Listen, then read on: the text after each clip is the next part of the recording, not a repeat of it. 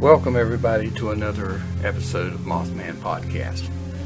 Tonight we're doing a recap of our investigation on Old Salisbury Rd in Winston-Salem, North Carolina, and we're very excited about our investigation.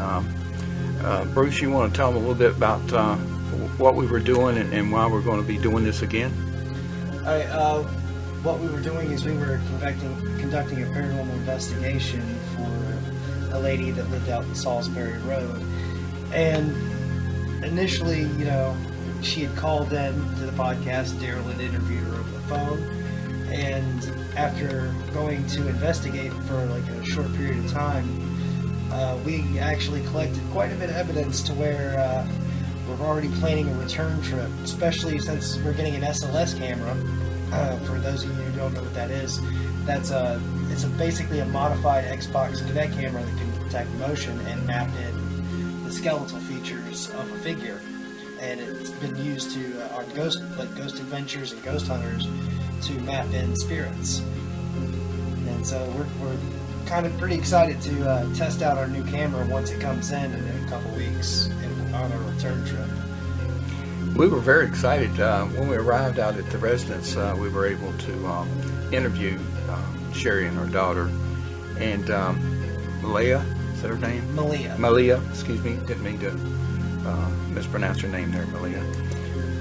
We did a really good interview that I think that you will really enjoy when you watch the video. Then we started our investigations.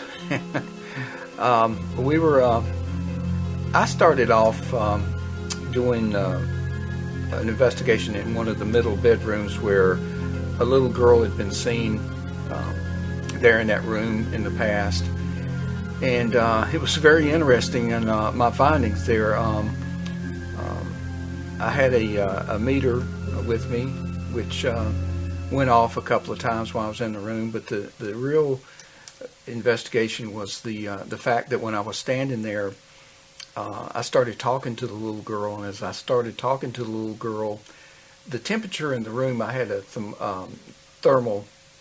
digital thermometer. Yeah, digital microwave type. Infrared is what I was trying to say. Yeah, infrared. Infrared thermometer, and I was looking around the room and noticed that the room was 68 degrees, and it held 68 degrees until I started talking to the little girl. And when I started talking to the little girl, I noticed that the temperature started dropping right beside my knee, my left knee.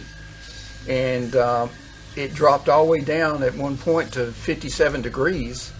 And I kept saying it was okay, that you could touch my hand, everything would be okay. And the temperature in the room, I could go just to the left of my knee, and it would go back up to 68 degrees. Right off the point of my knee where I felt that she was standing, it would drop down to 57 degrees, and just to the right of my knee, past her, it would go back up to 68. So there was a little narrow spot there that I felt that the entity or spirit was standing, and while I was talking to her, the temperature would stay down. It would flux between 60 to 57 degrees. I felt that she was moving in closer and moving away from me, and then at one point she left the room and the temperature went back up to 68 degrees. Later on, while I was in that room, Bruce came in, and Bruce actually started messing with the toys there in the chair where I was sitting, and the meter went crazy again, blinking off and on. Apparently it didn't like us messing with the toys.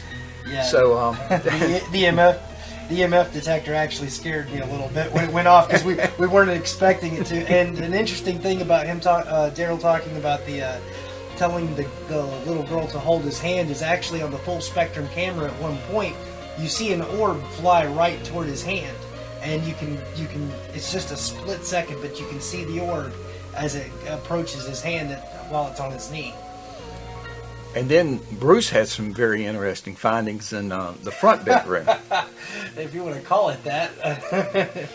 All right, in the front bedroom, I was in there with a full spectrum camera, and I was recording, and I was hearing footsteps, and it was like a pit pat, like kind of like inching toward me. And so I asked at one point if they could move the chair.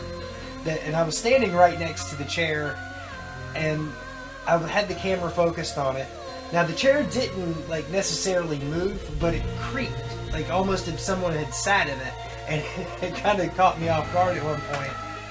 But I also captured some EVPs on the camera as well. At one point I asked it, could you speak into the camera so I could hear you? And it told me to shut the F up. So, and you can hear that on the video pretty plain. Crystal clear, yeah. And then there was an incident with that same camera, like later on in the night, like right before the battery died, which was weird because the camera kind of was consistently draining of power, and it had been fully charged when we first started, but it's weird. I was holding the camera, and there was no movement whatsoever from the camera. There was no background noise except for Sherry, the owner of the house, was talking to me in the living room.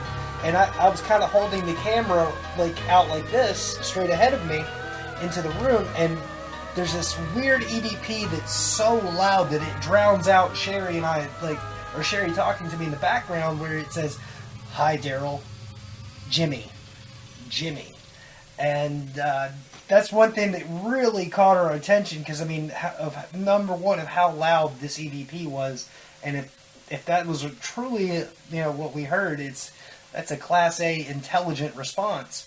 And it's... Now, Bruce had been asking the spirit all along to please identify yourself. Could you please give your name? And he and I both were in that area when this took place, and neither one of us actually heard this.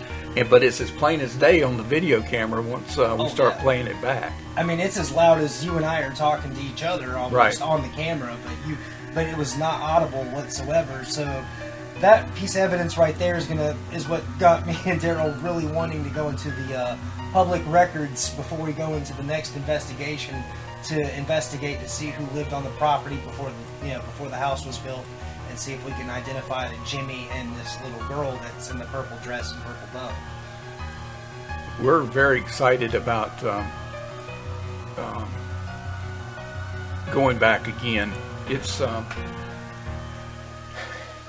one of those things where I never felt a threat in the house, and the residents of the residents never said that they felt threatened either.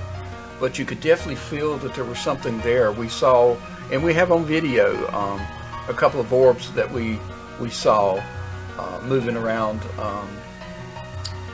There was actually a couple off-camera incidences with those orbs as well. Right. Like I saw them through my phone once the full spectrum camera had died, and I was trying to snap a photo, but they were moving so fast that I couldn't capture it. And Daryl suggested to switch it to video mode, and that's when we caught one heading right into the camera. And also, at one point, Sherry and I were sitting on the couch, and you were sitting on the opposite couch. And Sherry and I both looked up at the same time, because we saw, or at least we caught a glimpse of what we thought looked like the tail end of a dress as it passed the doorway down across the hall. And it was so quick, but of course we weren't recording at the time, and we couldn't really validate it. I was there in the room when they did that, or saw that, and I was actually looking at the two of them, and I could see on both of their faces that they looked over my shoulder and was looking in the hallway real quick at the same time. So apparently they both saw something at the same time, and caught their attention in the hallway. When I turned around and looked in the hallway, of course I didn't see anything.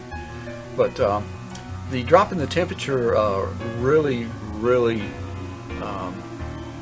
you could tell and feel that there was a presence there in that drop in the temperature, and the equipment was working fine. Nobody can say that we didn't check out the equipment. The equipment was working fine. It read 68 degrees in that room the whole time, except when the entity came up to my leg.